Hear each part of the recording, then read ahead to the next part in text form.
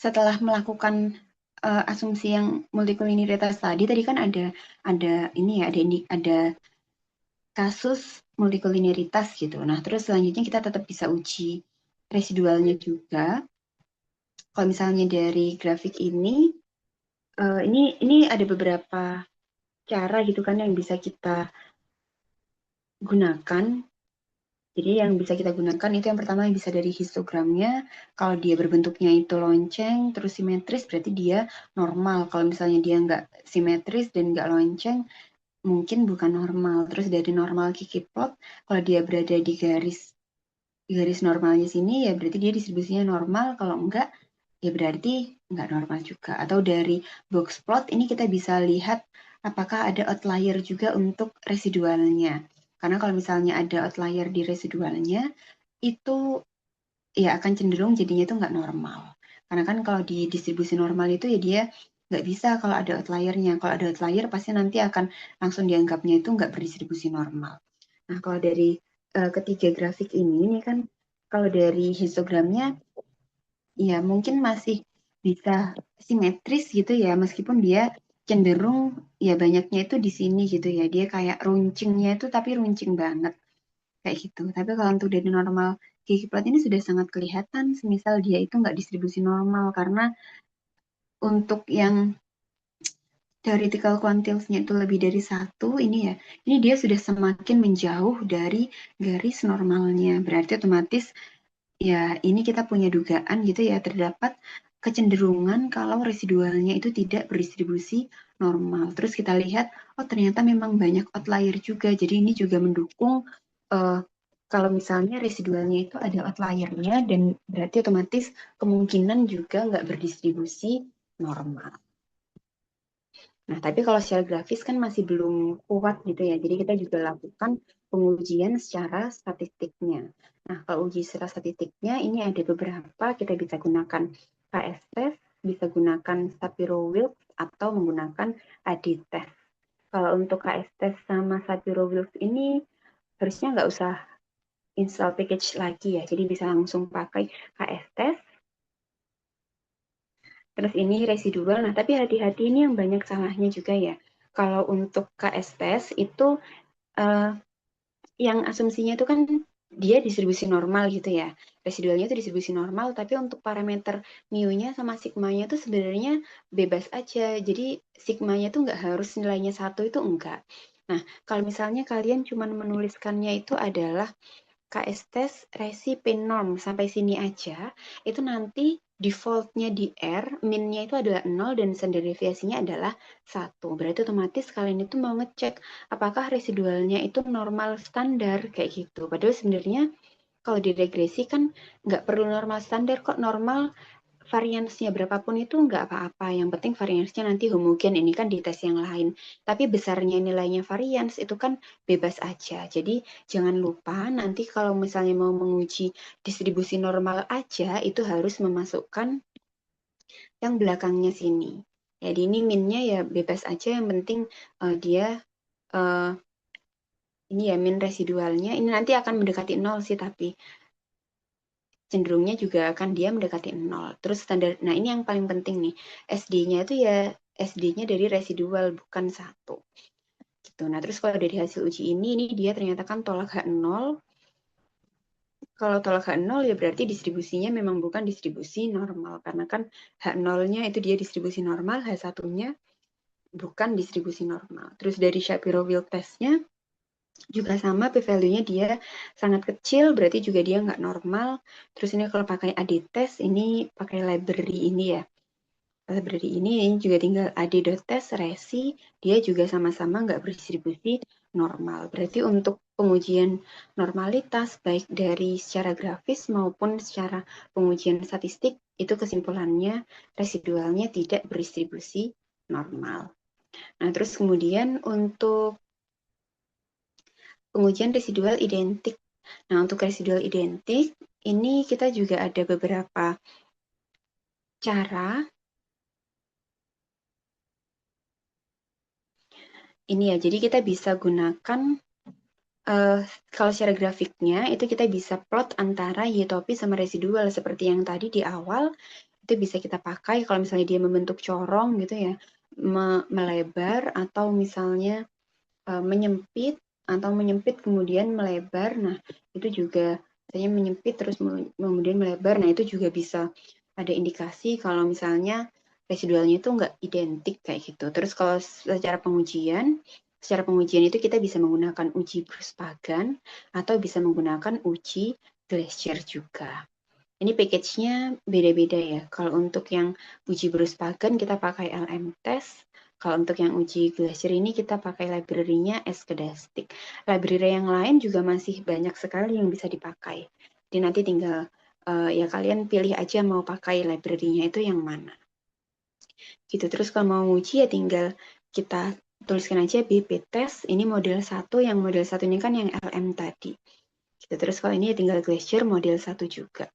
Ini juga kesimpulannya ternyata sama, dia p-value-nya sangat kecil. P-value-nya sangat kecil berarti untuk residualnya ini dia juga tidak konstan variansnya atau terjadi permasalahan heteroskedastisitas atau residualnya tidak identik. Kayak gitu, ini dari ujinya. Gitu. Kalau misalnya, ini kita lihat plotnya ya, plotnya ini juga sudah sangat jelas ya.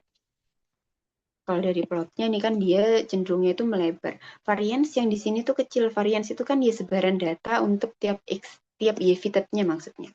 Ini kan variansnya di sini tuh dia kecil banget. Variansnya cuma nyebarnya segini.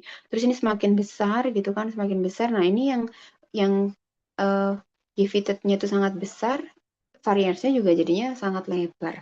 Nah, ini kan berarti variansnya itu nggak homogen, dia bentuknya corong, variansnya melebar, berarti dari grafis juga residualnya itu dia tidak identik. Terus kemudian ini untuk yang residual independen. Untuk plotnya itu kita bisa gunakan plot time series ini ya. Plot time series berarti nanti X-nya ini dia adalah waktu atau observasi, terus Y-nya itu dia adalah residualnya juga. Jadi kan ini plot antara waktu atau observasi ya dengan residual. Gitu. Kalau misalnya dia itu membentuk tren naik atau membentuk tren turun atau naik terus turun, nah itu berarti ada kemungkinan residualnya itu dia tidak independen. Tapi kalau dia itu stabil berada di sekitar 0 kayak gini, ini berarti ya dia cenderungnya itu independen. Atau kita bisa lihat pakai PACF. PACF ini kan pakainya yang PACF ya, jangan yang ACF. Karena kalau yang PACF itu kan murni yang dilihat itu hubungan antara YT sama leg tersebut aja gitu.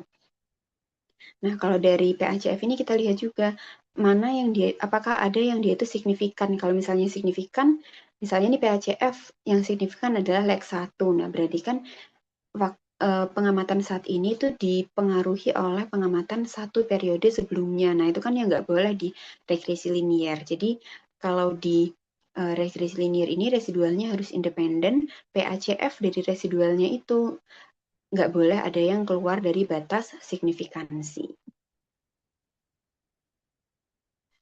Terus kemudian kalau pengujian secara statistik, sebenarnya yang PACF tadi juga secara statistik ya, karena kan juga ada batas signifikansinya.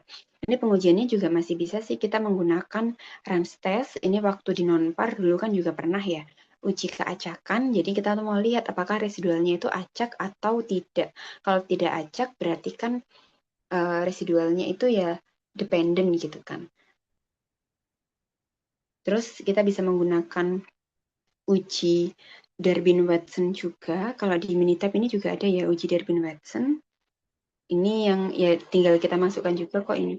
Darwin-Dewey test. Ini pakai harusnya package-nya juga sudah ikut sama yang sebelumnya ya.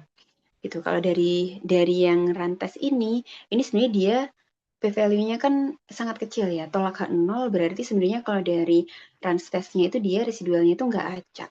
Tapi kalau dari Darwin-Watson ini dia gagal tolak H0, berarti dia residualnya itu independen. Nah, sebenarnya kalau kita lihat, ini kan mayoritasnya juga dia, dari grafisnya dia juga nggak membentuk tren, PACF-nya dia juga nggak signifikan, cuman yang range test-nya aja dia yang kesimpulannya itu kan beda. Berarti karena datanya juga kan dia tuh observasinya adalah orang gitu ya. Dan kalau misalnya kita acak-acak nih, kayak misalnya mahasiswa dalam satu kelas gitu ya, kita mau diurutkan berdasarkan NRP atau diurutkan berdasarkan nama, itu kan juga nggak apa-apa, kita regresikan, itu kan juga nggak apa-apa. Jadi sebenarnya kalau dia itu datanya adalah cross sections, itu untuk yang residual independen ini harusnya otomatis akan terpenuhi. Kecuali kalau misalnya datanya itu dia spasial, misalnya kayak kabupaten atau kota itu kan bisa aja dipengaruhi oleh daerah di sekitarnya, atau misalnya ya kalau datanya itu data panel, data yang time series itu kan juga mungkin dipengaruhi oleh periode sebelumnya. Nah, itu baru uh, untuk uji autokorelasinya itu sangat penting untuk diperhatikan gitu. Nah, kalau ini kan juga sebagian besar pengujiannya sebenarnya tidak terdapat permasalahan autokorelasi. Kayak gitu. Jadi ini hasil identifikasi asumsinya. Ini untuk multikoliniaritasnya ini terjadi permasalahan multikoliniaritas itu ya karena variabel year service dan years PhD-nya itu VIF-nya lebih dari 0. Terus kemudian untuk yang normalitasnya ini secara grafis maupun inferensi itu dua-duanya mengindikasikan kalau distribusinya dari residualnya juga nggak normal, jadi dari histogramnya nggak simetris, terus Gigi plotnya tidak mendekati garis normal, box plotnya juga banyak outlier. Terus dari yang inferensi ini hasil ketiga ujinya ini dia juga kesimpulannya sama, tidak berdistribusi normal. Terus untuk residual identik, secara grafisnya ini kan plotnya tadi membentuk corong, terus inferensinya dari Bruce Pagan maupun yang Glacier ini juga tolakan 0, jadi residualnya tidak identik. Terus yang independen ini secara grafis dia juga tidak membentuk pola ya, urutan time series-nya itu nggak bentuk pola. Terus kalau yang inferensi yang dari PACF itu dia memenuhi yang runs test-nya aja kan yang dia nggak memenuhi. Jadi untuk yang uji independen ini masih bisa kita anggap sebagai residualnya memenuhi asumsi independen. Tapi untuk yang asumsi multikolinialitas, normalitas, identik, ini dia nggak terpenuhi semuanya. Nah, jadi karena banyak kasus asumsi yang tidak terpenuhi, gitu ya, ini ada beberapa analisis lanjutan yang perlu dilakukan, gitu. Jadi yang pertama kita akan melakukan seleksi variabel, karena kan untuk di kasus kita ini kan ada multikoliniaritas, bahkan kasus ini itu sampai mengakibatkan adanya perbedaan tanda pada koefisien regresi. Ini di bukunya Gujarati juga banyak dibahas ya. Gitu. Terus kemudian untuk uh, asumsi tentang distribusi normal ini juga nggak terpenuhi gitu kan karena disebabkan oleh adanya outlier gitu. Jadi kalau misalnya ada outlier distribusinya kan jadi nggak normal. Ini nanti juga bisa ditanganinya itu menggunakan transformasi misalnya atau menggunakan metode yang dia itu robust terhadap outlier. Mungkin bisa pakai regresi kuantil bukan regresi linear berganda kayak gitu juga bisa.